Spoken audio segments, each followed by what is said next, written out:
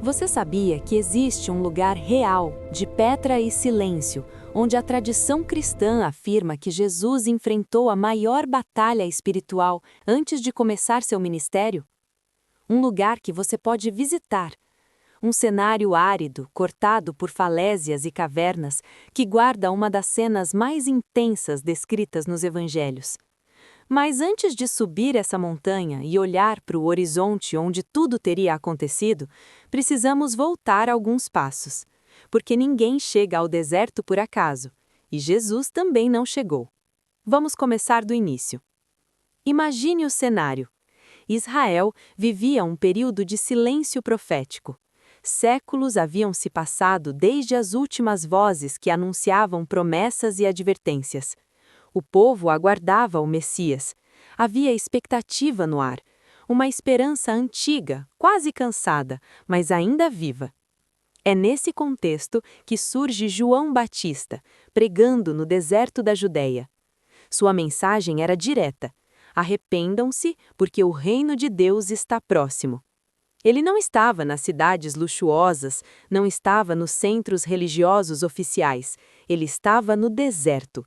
E as multidões iam até ele. O cenário escolhido não era aleatório. O deserto sempre foi lugar de prova, de purificação, de recomeço. E ali corria o Rio Jordão, carregado de significado histórico.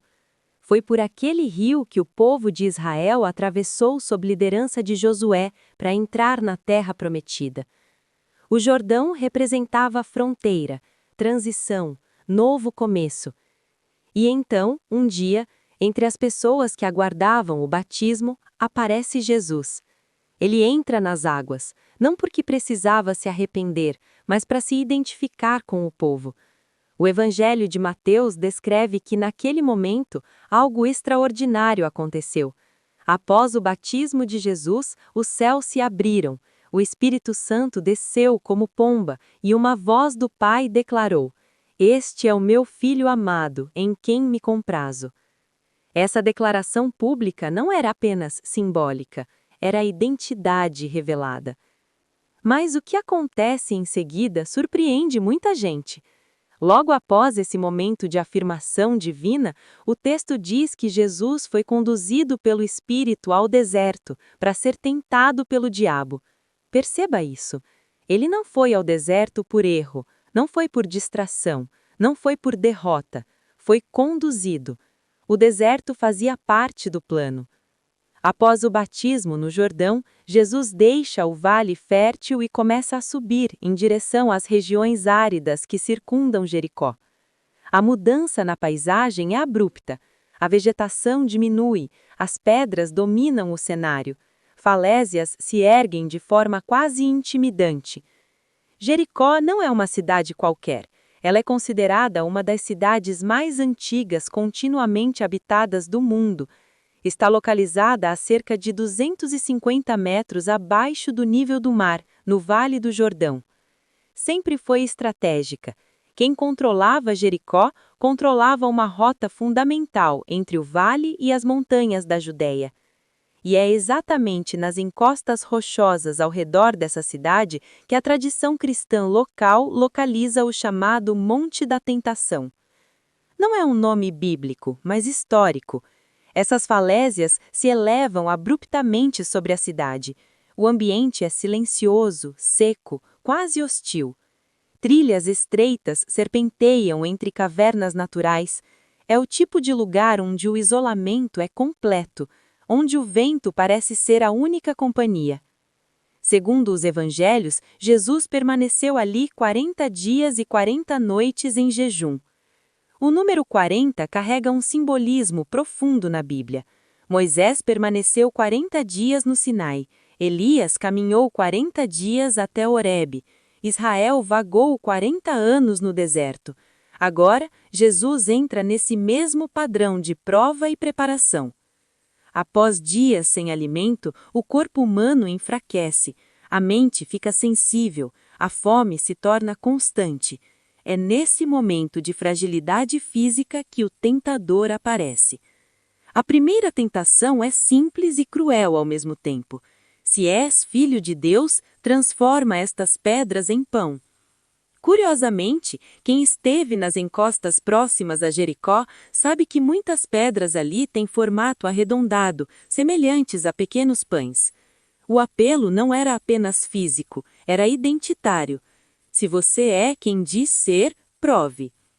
Jesus responde citando as Escrituras: nem só de pão viverá o homem, mas de toda palavra que procede da boca de Deus. Ele escolhe confiar. A segunda tentação o leva a um ponto alto. Dali é possível ver vastas extensões do Vale do Jordão. O desafio é se lançar, forçando Deus a agir publicamente, transformar fé em espetáculo. A resposta é firme: não tentarás o Senhor teu Deus. A terceira tentação oferece algo sedutor: poder sem cruz, glória sem sofrimento. Todos os reinos do mundo em troca de adoração. A resposta final sela o confronto. Ao Senhor teu Deus adorarás, e só a ele servirás. E o texto diz que o diabo se afastou. Tudo isso aconteceu em um território real, entre o Vale do Jordão e as montanhas da Judéia. Com o passar dos séculos, cristãos começaram a identificar uma elevação específica como o local da tentação. Hoje, ali está o Mosteiro da Tentação, construído nas falésias, praticamente pendurado na rocha. O mosteiro pertence à tradição ortodoxa grega e está encravado na montanha de forma impressionante. Quem sobe até lá experimenta o silêncio cortado apenas pelo vento. Lá de cima, a vista do vale ajuda a entender como aquele cenário reforça a narrativa bíblica. Mas Jericó carrega camadas ainda mais profundas de história. O sítio arqueológico conhecido como Tel es-Sultan é identificado como a antiga Jericó. Escavações revelaram muralhas, torres e estruturas defensivas que remontam a milhares de anos antes de Cristo. Foi ali que, segundo o livro de Josué, os muros da cidade caíram após o povo marchar ao redor deles. Curiosamente, arqueólogos encontraram evidências de colapsos estruturais que indicam quedas abruptas de muralhas antigas. Jericó também revelou crânios humanos moldados com argila, alguns dos retratos mais antigos já descobertos. Isso mostra que muito antes do tempo de Jesus, aquele lugar já era um centro espiritual significativo. No tempo de Jesus, Jericó era próspera, famosa por palmeiras, tâmaras e pelo valioso bálsamo usado em perfumes e medicamentos. Era rota comercial importante entre o Vale e Jerusalém. E foi ali que aconteceu um dos encontros mais transformadores do Novo Testamento. O Evangelho de Mateus relata a história de Zaqueu, chefe dos publicanos, rico, mas rejeitado por trabalhar para o Império Romano. Quando Jesus entrou em Jericó, Zaqueu subiu em uma figueira para conseguir vê-lo, e no meio da multidão, Jesus parou e disse que iria à casa dele. A multidão criticou, mas naquela casa algo mudou. Zaqueu decidiu devolver o que tirou injustamente e ajudar os pobres, e Jesus declarou que a salvação havia chegado àquela casa. Jericó também foi palco de cura. Ao sair da cidade, Jesus encontrou cegos clamando por misericórdia. O Evangelho de Marcos menciona Bartimeu, que ao recuperar a vista passou a seguir Jesus. Percebe a força desse lugar? Jericó é cenário de muralhas que caem, de tentações vencidas, de pecadores restaurados, de cegos que passam a enxergar. Não é apenas geografia, é história entrelaçada com fé.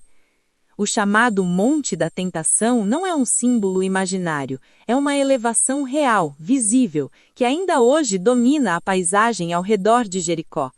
Um ponto onde tradição, geografia e narrativa bíblica se encontram. E talvez a parte mais poderosa dessa história não seja apenas saber onde aconteceu, mas entender por que aconteceu. O deserto veio depois da declaração de identidade. A prova veio depois da afirmação. O confronto veio antes do ministério público. E isso diz algo profundo. Muitas vezes, os momentos mais silenciosos e difíceis precedem os capítulos mais impactantes da nossa história. Agora me conta, você imaginava que esse cenário ainda existia exatamente ali? Se esse conteúdo fez sentido para você, deixe seu like, se inscreva no canal e compartilhe com alguém que ama conhecer as histórias por trás dos lugares bíblicos. Que Deus abençoe sua caminhada. Até a próxima!